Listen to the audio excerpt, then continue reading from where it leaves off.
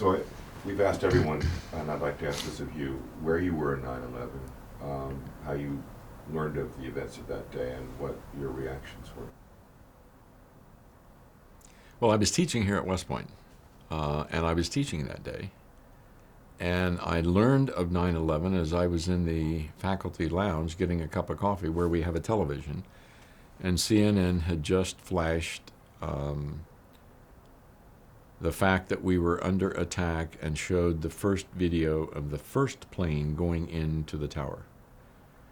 And I was obviously shocked, perplexed, and I had a very, very sinking feeling in my stomach. An intuitive, gut-wrenching feel that, my God, this is exactly what I'm afraid it is. And within a few minutes, before I'd finished my coffee, I was getting ready to go downstairs and teach. The second plane hit. And then there were wild reports of how many planes, and they're shutting down the airspace, and I had to pick up my things and go to class. And so I walked into the class of yearlings in American politics, and of course they had been in other classes and going from class to class, and one or two had heard rumors in the hallway, but nobody knew a thing.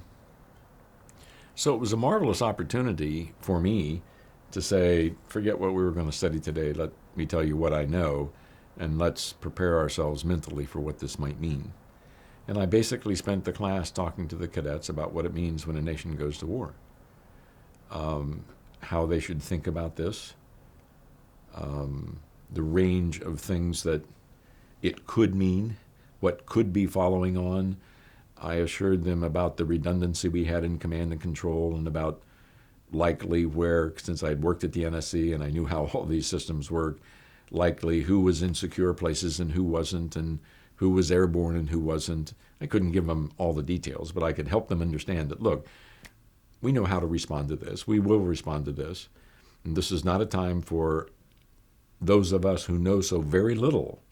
I think I probably was, what I tried to do in my mind was calibrate their expectations. And really what I was trying to do was limit their expectations and try and get them from going way off the reservation. But all the time I was talking to him in my own gut, I just had this sinking feeling that, wow, I mean, I could connect the dots, at least from the Cole incident to this. I'd been in the White House when we dealt with the Lockerbie, when we dealt with Gaddafi. I mean, when we were dealing in Lebanon, I mean, I had seen Middle Eastern terrorist type activities, and I really, in my heart of hearts, felt they've now come this far. The Cole was one thing, that was a sovereign capital ship in a safe port. Now they're in the United States. This was a game changer. Yeah, this was an absolute game changer. And I tried to help the people understand that, the young folks understand that, yes, there is tragedy. Yes, there's immense pathos in what's going on. But you've already made a choice. You're a cadet at West Point. You're going to be an officer in the Army. The Army's going to be involved in protecting the Republic. None of us know how. The best thing you do is just go prepare yourself. Take very seriously everything you're doing. We don't know what you'll use, when, where, or how. We have a sound developmental process. Avail yourself of it to the fullest. Very sobering reaction from them.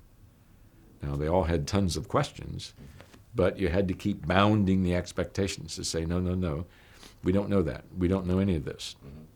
What we do know is you've got so many days to graduation and so much time to preparation, and we do know, I can assure you, the Army is going to be involved in this war for a long, long time. I even relayed to them my own experience, which we recorded earlier in Okinawa, that I had to get to the war in Vietnam because it was going to be over before I got there. I relayed that to them and said, I can assure you, there's going to be plenty of war here for everybody. If you don't mind my notes, you're tearing up a little bit at this. Am I right? I mean, you're describing what you did for the cadets. But what about yourself? I mean, you're a patriotic American. Well, I felt, immensely abused. I mean, this is an attack on our homeland. It doesn't get more personal. I I mean, I didn't have any relatives in the buildings, but their innocence. I know the law of land warfare. I know how obscene it is to do this in war, that this has no ethical standing in anybody's understanding, at least in Western civilization, of anybody's understanding of war. You don't just attack innocents. Now, have we been guilty of that in the past? Dresden bombings, of course. But haven't we advanced? Haven't we learned anything? So I felt immensely put upon, I guess the right way to put it. And yet, my role was professor, to teach, to help calibrate, to get them to make meaning of what was going on. In a sense, you had a professional response. Yeah, I had to. Yeah. Yeah. Thank you.